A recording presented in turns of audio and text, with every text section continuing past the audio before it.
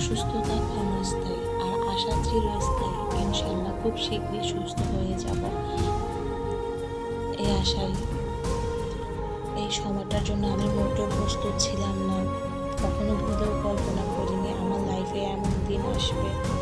ছোটবেলা থেকে এই অ্যাম্বুলেন্সটা দেখে খুব ভয় পেতাম, কিন্তু কথায় আছে না, কপালের লিখন না যায় খণ্ডন। কখনো এটাই আমার উঠতে হবে সেটা আমি ভুলেও কল্পনা করিনি। তবে সব কিছু শেষে এইটুকুই চাওয়া, যেন আল্লাহ বাকি দিনগুলোতে এত কষ্টের পরও যেন সুস্থ থাকে, ভালো রাখে। সুস্থতা যে কত বড় নিয়ামত সেটা অসুস্থ হলেই বোঝা যায়।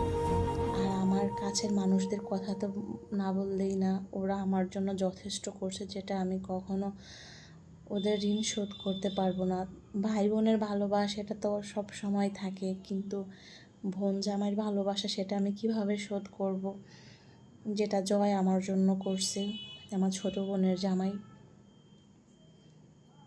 ও আমার ছোট ভাইয়ের থেকেও বেশি করছে, যেটা বলে বোঝানোর মতন। ওর কাছে আমি অনেক ঋণী। এই ভালোবাসা আমি কিভাবে শোধ করব সেটা আমার জানা নেই।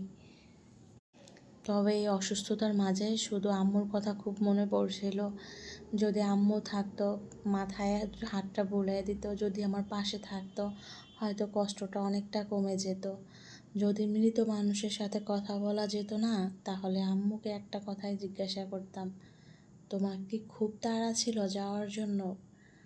আরও কিছুটা সময় আমাদেরকে দিতা।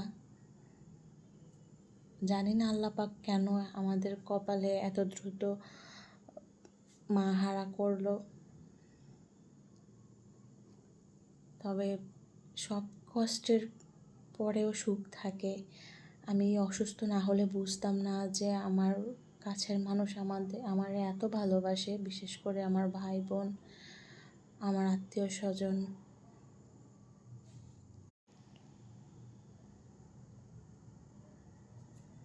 তো সব কিছু শেষে একটাই কথা, আল্লাহ যেন বাকি দিনগুলোতে সুস্থ রাখে, ভালো রাখে। আর ওদের ভালোবাসার কথা না বললেই না, ওদের ভালোবাসা আমি শোধ করতে পারবো না।